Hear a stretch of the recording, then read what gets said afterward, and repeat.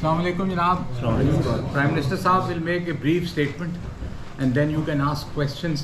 एक सवाल per person please. ये request है, time short है, ये Prime Minister साहब की kindness है कि उन्होंने सर please. बिस्मिल्लाहिर्रहमानिर्रहीम. सबसे पहले तो आप तमाम दोस्तों का शुक्रिया कि बहुत कम वक्त के नोटिस पे आप तशरीफ़ ले आए. जैसे कि आप जानते हैं कि UNGA से वापसी पे UK का ये विज़िट हमारा हुआ, चूँकि रीफ्यूलिंग के लिए आपको 8 घंटे से ज़्यादा का फ़्लाइट पॉसिबल नहीं है, तो इसी से फ़ायदा उठाते हुए हमने यहाँ की बिज़नेस कम्युनिटी के साथ इंटरेक्ट किया, इन्वेस्टर्स के साथ बातचीत हुई. कल हमारे ब्रिटिश फॉरेन मिनिस्टर के साथ बहुत ही मुफीद गुफ्तगू रही और मीटिंग हुई, वो तशरीफ़ लाए थे. आज हम ऑक्सफोर्ड यूनियन से हमारा इंटरेक्शन हुआ स्टूडेंट्स के साथ वहाँ पर. ऑक्सफोर्ड इस्लामिक सेंटर जिसमें हिज हाइनेस किंग चार्ल्स उसके पैटर्न इन चीफ हैं, बड़ा मुतासर कुन काम था उनका. ख़ुसूसी तौर पे मैं समझता हूँ कि king Charles role in curbing and controlling Islamophobia here in UK and at different global spaces is commendable, and we, and not just as Pakistanis but the entire Ummah should be appreciative of all his sincere efforts to bridge the gap between civilizations and different cultures. उसके बाद एक दो media interactions हमने यहाँ पे बिन-अक़वामी जो channels हैं उनके साथ की, और अब आपकी खिदमत में हाज़िर हैं. तो मेरे ख्याल में सवाल और जवाब का सिलसिला शुरू करते हैं. एक सवाल सर, बहुत शुक्रिया. चौधरी तबरेज़ और ABN न्यूज़ का ब्यूरो चीफ बरतानिया का सर आपको वेलकम करते हैं. सर, सवाल ये है, बहुत ज़्यादा तनकीद हो रही है आपके वज़ीर दाखिला जो है उनके बयान को लेकर, और ख़ास करके राना सनाउल्लाह साहब ने तो बहुत बड़ा बयान दाग दिया. उन्होंने कहा कि आप देख लें कि वो साबिक़ वज़ीर दाखिला थे शेख रशीद, उनका जो अंजाम था तो आपको बयान देने से पहले उसके तरफ देखना चाहिए था. इस पर क्या कहेंगे? क्या कोई कार्रवाई होने जा रही है या इसको एक पॉलिटिकल स्टेटमेंट ही समझा जाएगा? ये घर की गुफ्तगू है, आपस में ऐसे जैसी चीज़ चलती है, कोई इतनी ख़ास अहमियत इसकी नहीं है. जी इतने. थैंक यू सर, बहुत शुक्रिया. मैं फरीद कुरैशी हूँ ARY न्यूज़ से. सर, सारा पाकिस्तान अब जानना चाहता है कि नवाज शरीफ जब वापस जाएंगे 21 अक्टूबर को, तो उनके ऊपर चूँकि केसेस भी हैं, सज़ा भी हो चुकी है, तो क्या उनको गिरफ़्तार किया जाएगा या क्या होगा उनके साथ? देखिए, इसमें बहुत सारे कानूनी पहलू हैं. वो आएंगे, क्या वो आपके इल्म में है कि वो मुल्क में एक अदालती इजाज़तनामे के साथ गए, उस अदालती इजाज़तनामे की कानूनी हैसियत क्या होगी, उसकी इम्प्लिकेशंस पे भी एग्जीक्यूटिव को गौर करना पड़ेगा. और इसमें हम वज़ारत कानून से भी अपनी राय लेंगे, और जो कुछ भी हम करेंगे हम पाकिस्तान के कवानीन के अंदर रहते हुए, जिसमें किसी भी सियासी जमात का, वो PMLN की लीडरशिप हो, PTI की हो, PPP की हो, जमीयत की हो, हम ये तासुर नहीं देना चाहते हैं कि हम किसी पॉलिटिकल लीडरशिप को टारगेट करते हैं, बल्कि कवानीन के अंदर रहते हुए जिनको मौके मिल सकते हैं वो अपनी पॉलिटिकल पार्टिसिपेशन करें, और जिनको कानून रोक रहा है पॉलिटिकल पार्टिसिपेशन से, वो भी उनके लिए रेमेडी जो है वो अदालतें ही हैं, वहीं से जाकर अपने लिए रिलीफ लें.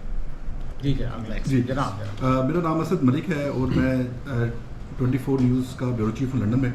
सवाल मेरा ये है सर कि जैसे ही पुरानी पार्लियामेंट गई थी तो उन्होंने कानून साजी की और बड़े इख्तियारात दिए निगरान हुकूमत को. अब आपको सर तकरीबन 8 से 10 हफ्ते होने वाले हैं, आप मुल्क के वज़ीर-ए-आज़म हैं, लेकिन पाकिस्तान में बेरोज़गारी, जहालत और गुर्बत बढ़ती जा रही है.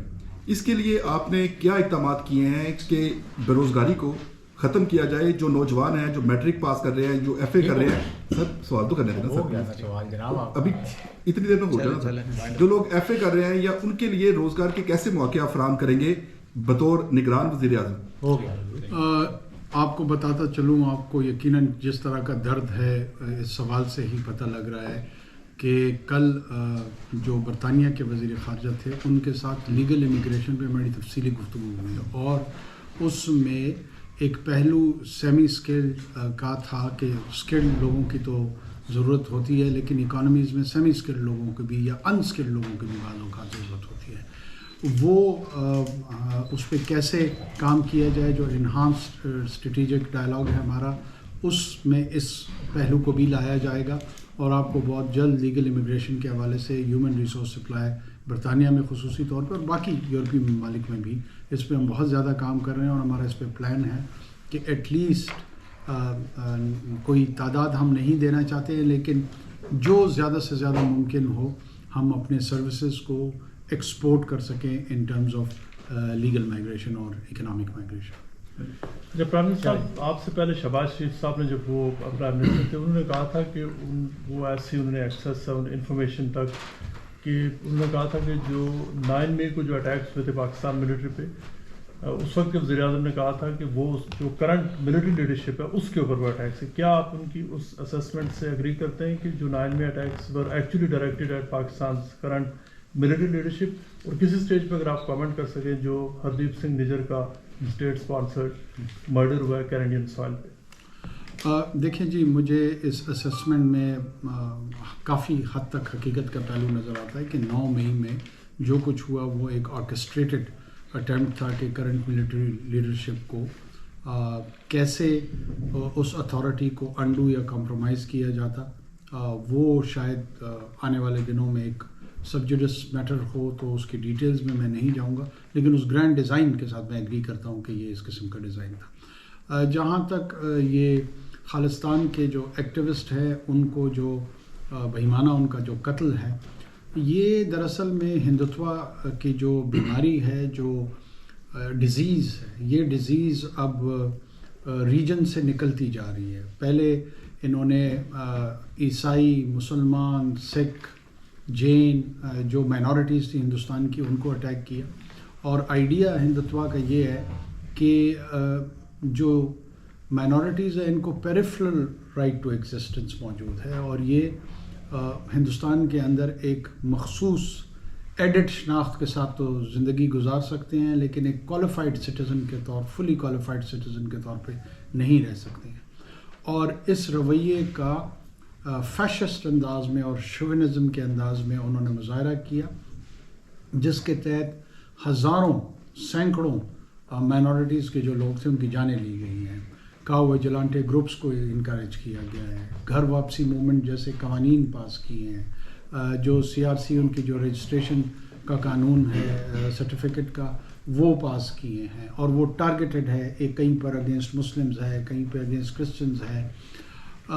اسی کانٹیکس میں اب یہ ریجن سے اس کا سپل اوور بڑھ کے جو ہے نا وہ ویسٹرن ہیمسفیئر پہ آ رہا ہے، جہاں پہ نارتھ امریکہ، کینیڈا اور یورپ بھی میں سمجھتا ہوں آنے والے دنوں میں اس کو ایک ٹینجبل خطرہ ہوگا RSS کے اس آؤٹ لک میں، جس انداز میں یہ لوگ سیاست کو لے رہے ہیں. اور دنیا کو جاگ جانا چاہیے. پاکستان تو اس ٹیررزم کا، ہندوستان کی ٹیررزم کا، اسٹیٹ ٹیررزم کا ہمیشہ سے شکار رہا ہے.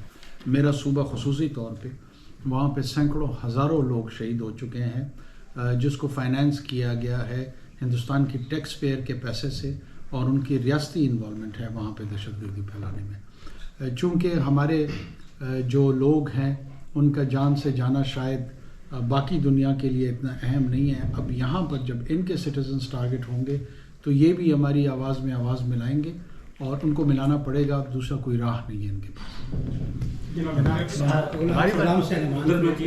عوام صاحب پہلے وہ پھر آپ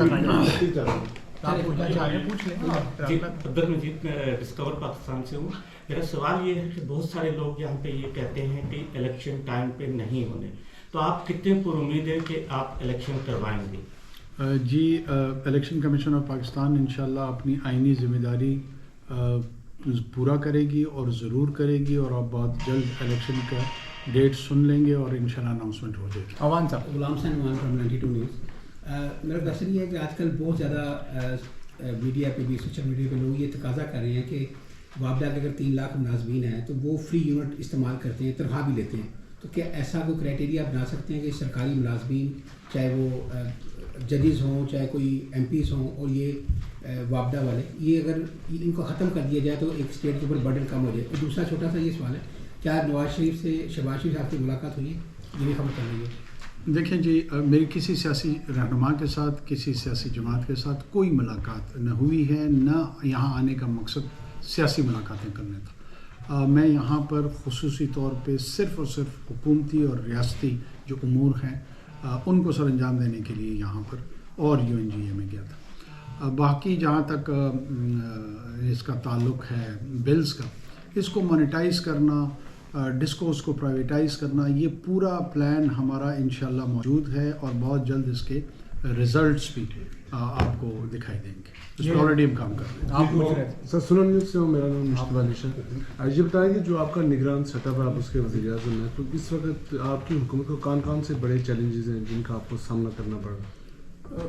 اکنامک اس کے علاوہ ہمارا کوئی چیلنج نہیں ہے۔ اس سے نمٹنے کے لیے کوئی ہے کہ مطلب؟ دیکھیں جی، SIFC ایک آنسر ہے جس کے لیے ہمارے پاس لیجسلیٹو بیکنگ موجود ہے۔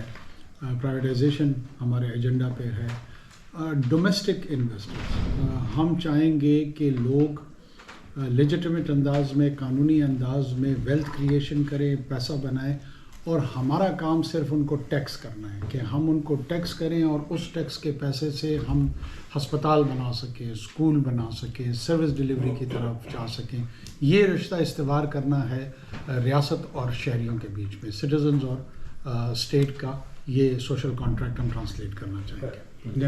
عرفان دنیا ٹی وی سے سوال سر، نگران صاحب آپ کی ذمہ داری ہے کہ صاف شفاف الیکشن ہونے چاہیے، تو بتائیے گا کہ آپ کی نگران صاحب نے کون سے ایسے میجر لیے ہیں کہ جس طرح 2018 میں بڑی پارٹی کی طرف سے بڑا الزام لگا کہ سسٹم کو بٹھایا گیا اور ایک خاص پارٹی کو بتایا گیا، تو کون سے ایسے میجر لیے ہیں کہ صاف شفاف الیکشن جو ہونے جا رہے ہوں گے، اور دوسرا پاک فوج کی زیر نگرانی ہی ہوں گے، اور ساتھی ہے نا، پھر باقی رہ جائیں گے نا، ایسے برا لگتا ہے۔ اور دوسرا پاک فوج کے زیر نگرانی ہوں گے، یہ الیکشن کمیشن آف پاکستان کے زیر نگرانی ہے، اور اس میں اسسٹنس کے لیے کیئر ٹیکر حکومت موجود ہے۔ کیئر ٹیکر حکومت کی انسٹرکشنز ہوں گی جہاں جہاں جس گورنمنٹ باڈی کی ضرورت ہوگی، military, paramilitary, civil law enforcement agencies, ہم ان کو انسٹرکشنز پاس کریں گے کہاں اسسٹ کرنا ہے۔ یہ ماڈل ہوگا۔ صاف اور شفاف کو یقینی بنانے کے لیے دیکھیں، آپ کے پاس ڈومیسٹک آبزرورز ہوں گے، آپ کے پاس انٹرنیشنل آبزرورز ہوں گے۔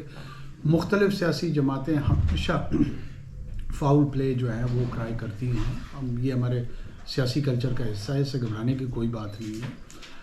اگر international observers, international media, domestic observers, civil society, intelligentsia نسبتاً یہ انڈیکیٹرز دیں کہ یہ صاف اور شفاف الیکشن ہوئے، تو میں سمجھتا ہوں اپنا کام پورا کر لیں گے اور آگے صرف وہ ایک ہی خاتون ہے ہمارے پاس۔ جی پلیز۔ سر میرا کوشچن ہے، ابھی ریسنٹلی ہمارے جو سرفراز بھٹی صاحب ہیں انہوں نے ایک اسٹیٹمنٹ دیا کہ اگر نواز شریف صاحب پاکستان آتے ہیں تو اس کے جو بھی قانون کے مطابق ہوگا اس کو فیس کریں گے، ان کو اریسٹ بھی کیا جا سکتا ہے۔ اس کے اوپر جو ریئیکشن ہے PMLN کا وہ بہت بیشلی کر رہے ہیں کہ ان کا کوئی اختیار نہیں ہے، تو سر آپ کی گورنمنٹ کا کوئی اختیار نہیں ہے؟ جواب سر اس کو آپ پہلے دے چکے ہیں، آگے اس کا جواب انہوں نے کہہ دیا ڈومیسٹک نہیں جناب۔ مغل ہم نیوز سے ہوں سر، میرا سمپل کوشچن یہ ہے کہ کیا چیئرمین PTI عمران خان کے بغیر انتخاب ہو سکتے ہیں؟ دیکھیں، میرے علم میں یہ غیب کا علم نہیں ہے کہ آنے والے الیکشن کس کے ساتھ اور کس کے بغیر ہوں گے۔ بار بار اس کو گھما پھرا کے مجھ سے منسوب کر کے ایسے جملے جوڑے جانے کی کوشش کی جا رہی ہوتی ہے جو نہ میرا ارادہ ہوتا ہے نہ میرا مقصد ہوتا ہے۔ بعض اوقات پورے پیراگراف میں سے آدھے جملے کو لے کے لیڈ سٹوری بنائی جا رہی ہے، اور یہ آپ کے بھائی بند کر رہے ہیں، میں ان کا کیا کر سکتا ہوں؟ اچھا میرا آپ چھڑے میں اظہر بھائی، مجھے بھی تھوڑا سا دل کا حوصلہ خالی کرنا ہے، آپ لوگوں نے بہت کر لیا، میری باری ہے۔ اب اس میں میری گزارش یہ ہے کہ کیا میں ایک عدد ترجمان ہر اخبار کو یا ہر چینل کو اویلیبل کروں کہ وہ جو کچھ میں نے انٹرنیشنل پریس میں کہا ہے اس کی صحیح ترجمانی کرتے ہوئے، اس کی انٹرپریٹیشن کرتے ہوئے اس کو چھاپے کا میرا نہیں ہے۔ بڑی بدقسمتی ہے کہ لوگوں کو مس کوٹ کیا جاتا ہے، مس لیڈ کیا جاتا ہے۔ الیکشن میں عمران خان صاحب حصہ لے سکیں گے، نہیں لے سکیں گے؟ کیا آپ اگر برٹش سٹیزن ہوں پاکستان کے الیکشن پروسیس کا حصہ بن سکتے ہیں؟ ہاں یا نہ میں، جس طرح آپ نے مجھ سے سوال کیا، ہاں یا نہ میں دے؟ نو۔ کیوں؟ کیونکہ قوانین ہیں، قانون آپ کو اجازت نہیں دیتا. اور اگر قانون کسی بھی شخص کو، وہ کوئی بھی سیاسی رہنما ہو، اس کو اجازت دے گا تو وہ لے گا اس میں حصہ، اور اگر نہیں دے گا تو نہیں لے گا حصہ. نگران حکومت بحیثیت ایگزیکٹو اس کا اس میں کوئی کردار نہیں ہے. جو نقطہ لوگ نہیں سمجھ پا رہے ہیں وہ یہ ہے کہ یہ سارے معاملات قانونی ہیں، سیاسی نہیں ہیں، انتظامی نہیں ہیں. ایسا نہیں ہوگا کہ ڈپٹی کمشنر کسی ضلع کا کسی صاحب کو بند کر دے گا اور کہے گا تم الیکشن میں حصہ نہیں لے سکتے. This is not what is gonna happen. یہ قطعاً ایسا نہیں ہوگا. باقی جہاں تک قوانین کا، پروسیجرز کا، ڈیو پروسیس کا تعلق ہے، اس کو نہ میں تبدیل کر سکتا ہوں، اور اگر کرنا بھی چاہوں تو بھی میرے ہاتھ بندھے ہوئے ہیں. لہٰذا میرے خیال میں اس سوال کے اس پہلو پر آپ لوگ ہمیشہ اور ضرور غور کیا. وہ سیکنڈ لاسٹ کوسچن. دیکھیں، جو پنجاب میں بینائی کے حوالے سے میں راستے میں ہی تھا تو ہیلتھ منسٹر نے مجھے اس پہ اپڈیٹ کیا ہے، اور وہ چیف منسٹر پنجاب کے ساتھ کوآرڈینیشن میں ہیں، اور بہت سارے میڈیکل سٹور سے وہ مخصوص انجیکشن جو ہے نا اس کو ریموو کر دیا گیا ہے، اور انکوائری بیٹھی ہوئی ہے کہ کس نے اس طرح کی غفلت برتی ہے.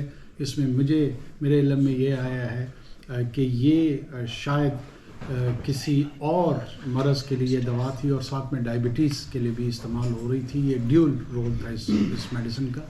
بہرحال ہم اس پہ اپڈیٹ ہیں، اور ہم انشاءاللہ پوری کوشش کر رہے ہیں کہ اس میں جتنے بھی کلپریٹس ہیں ان کو قانون کے مطابق اس کے دائرے میں لائیں اور ان کو سزائیں دیں.